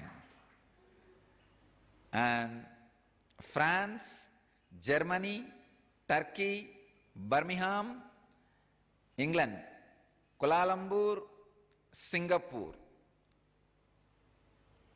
So continuously more and more centers are joining. In Malaysia, 600 people are offering Gurumudi today. And the whole day fasting is happening.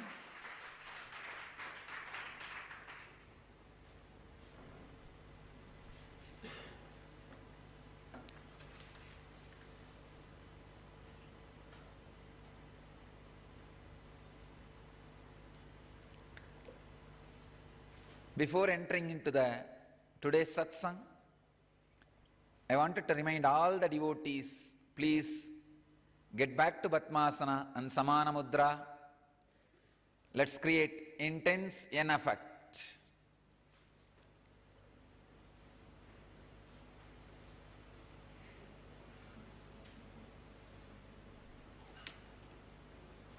Today, we observe Sivaratri. We celebrate Sivaratri.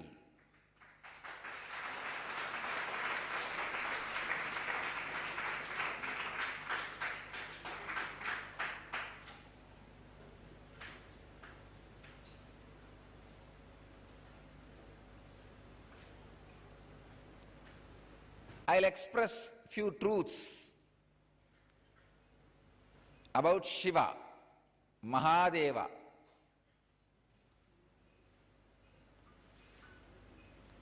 And night again, we will have initiation into yen meditation, which will be a unique, powerful technique, meditation technique for the modern day human beings.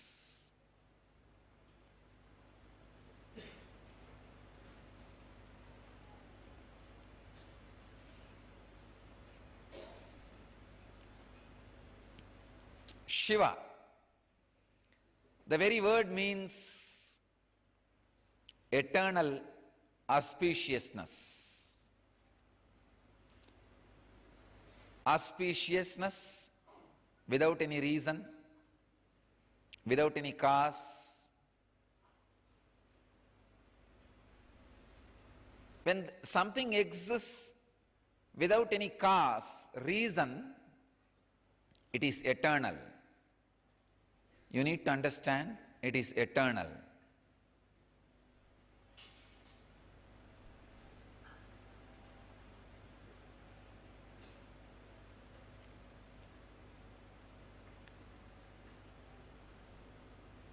Even if you look at the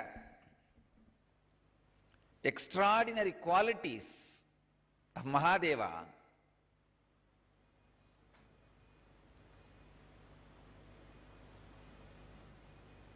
when he sits in silence, he puts people into enlightenment, the eternal peace under the banyan tree as Dakshinamurti.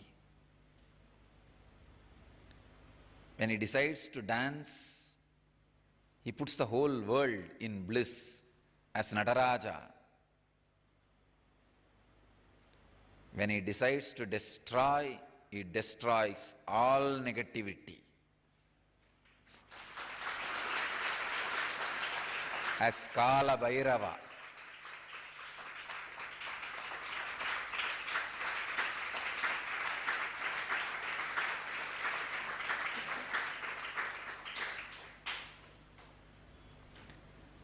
When he decides to show compassion, he can take any poison and swallow it and save the world. He can sacrifice anything to any limit. There is no limit for his sacrifice.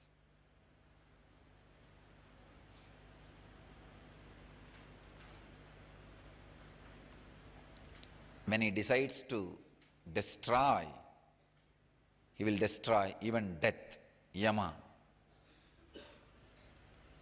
When he decides to save, he will save from any problem, even sacrificing his very life. Of course, his life can never be taken away, that is different. Ready to go to any extreme for the sacrifice, to save others. How he swallowed the alahala poison to save the world, risking himself, his own body.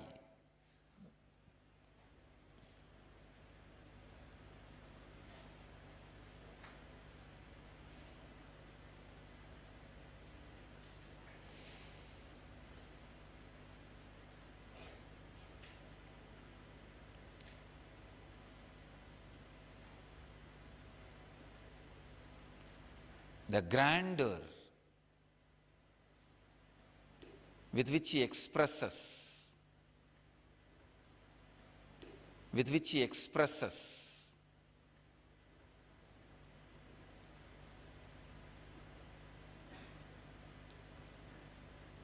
the experience he showers on people who even remember him just by remembrance.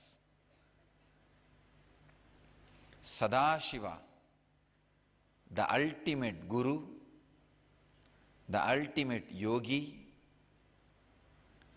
ultimate king, Ishvara, the ultimate leader, the ultimate bliss, the ultimate compassion, ultimate life.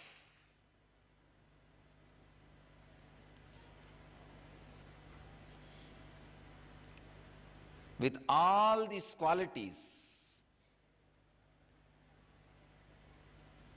he is not too far away, very easy to approach, easily approachable, asudosha, easily pleased. Nothing much is required to please him. That is why in Sanskrit we have a word, sorry, not in Sanskrit, in Hindi, in North India, Bole Baba, easily pleased. In Sanskrit we have a word, asudosha.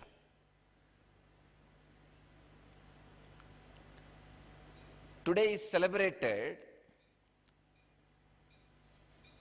as the festival, celebration of Shiva appearing, the cosmic consciousness appearing as an eternal light shaft, conscious shaft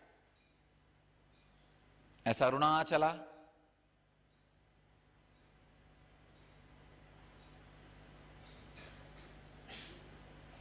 to give the opportunity for Brahma and Vishnu to search and find out the head and feet of Shiva.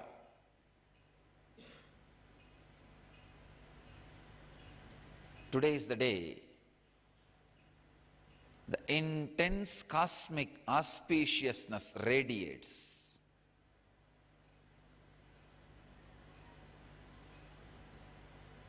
Intense cosmic energy radiates.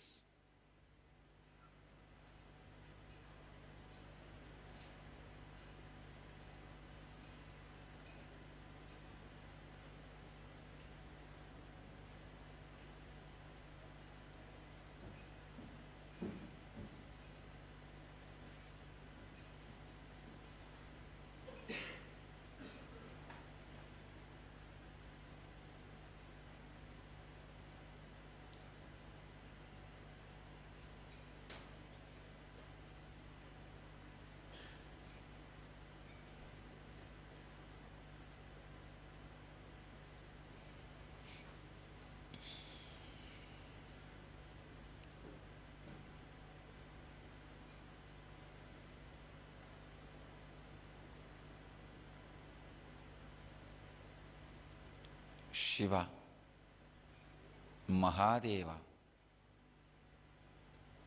the extraordinary experience and the extraordinary being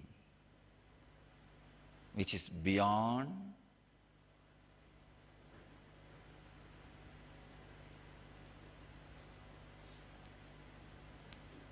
our physical plane,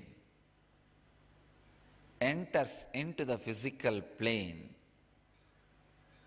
as the master in the body for people to experience the eternal auspiciousness in the body,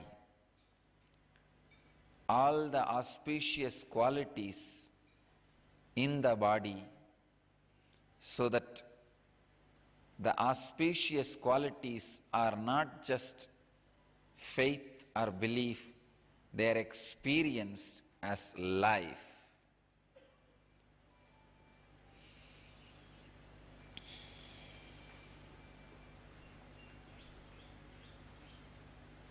He is not an ordinary snake charmer.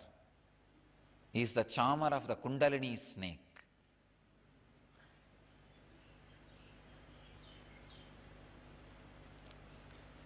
He can play with the Kundalini snake which resides in every being.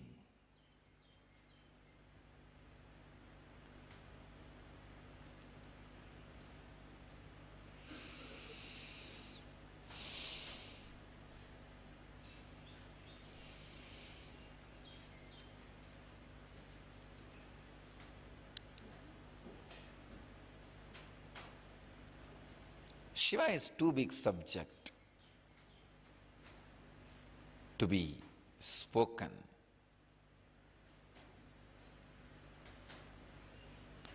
Too big subject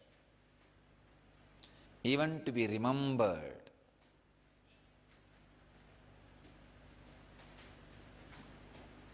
He is a subject where you need to jump in and disappear. Just disappear forever, never to come back.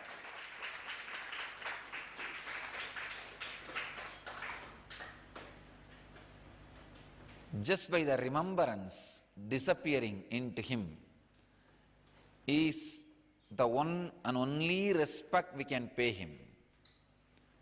Namaha, not me, not mine. Today is the day we are supposed to constantly dive into the great auspicious qualities of Mahadeva, Shiva.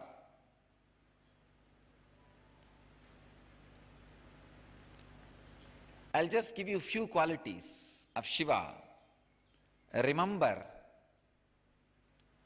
and do smarana, meditate on these qualities today whole day.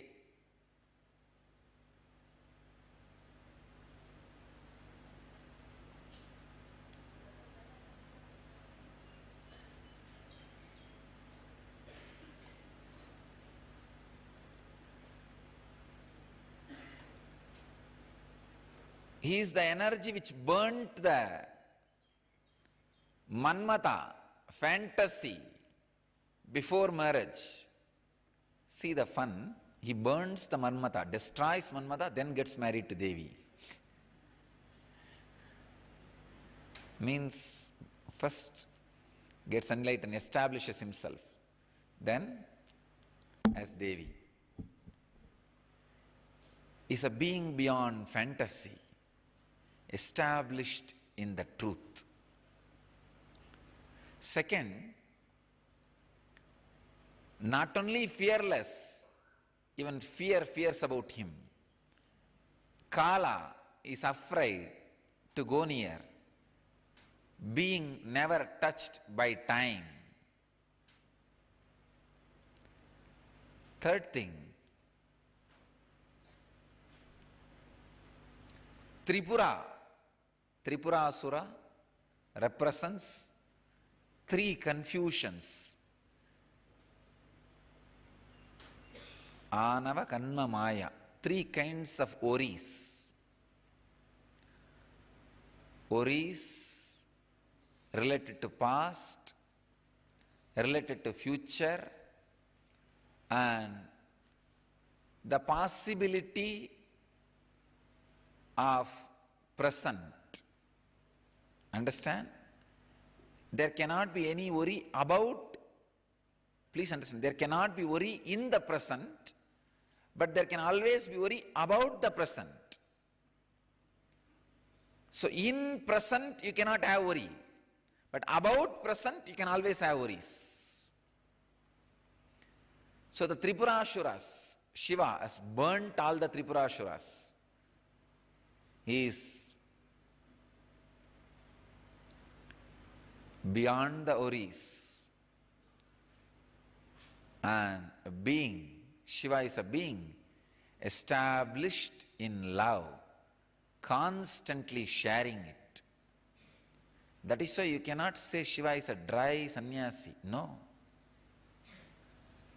See the whole family around him.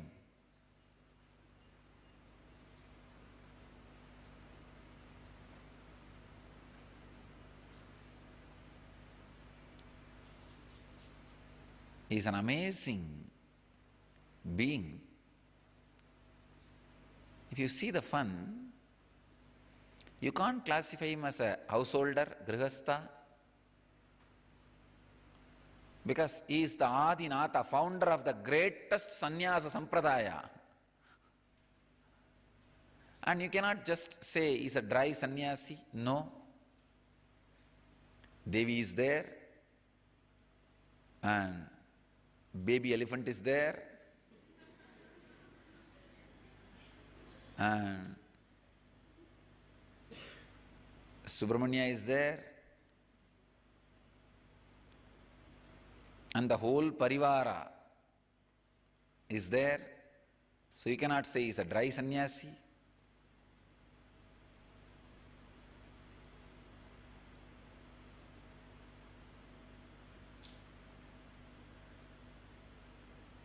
You can't classify. It's just beyond the imagination. You can neither say he is male, nor say he is female. Ardhanarishwara. By his extraordinary love and giving nature, he has given his very being off to Devi.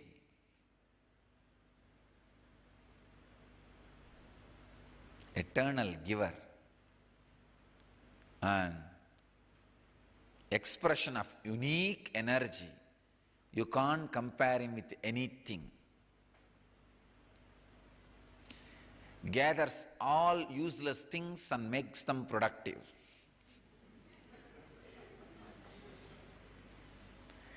He is not Vishnu picking up best things.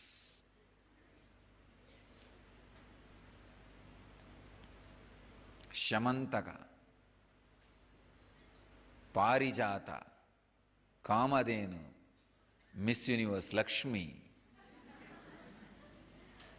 Kubera, Sanganiti, Badhumaniti. Vishnu picks up all best things and rests in the ocean. But Shiva, all Bhuta, Preta, Pichacha, Rishi, Gana, Muni, Kinnara, Kimburuda, Gandharva, Yaksha,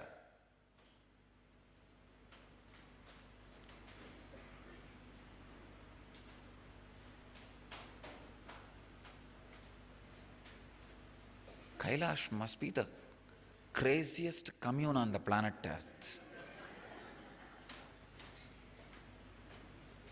Now I know.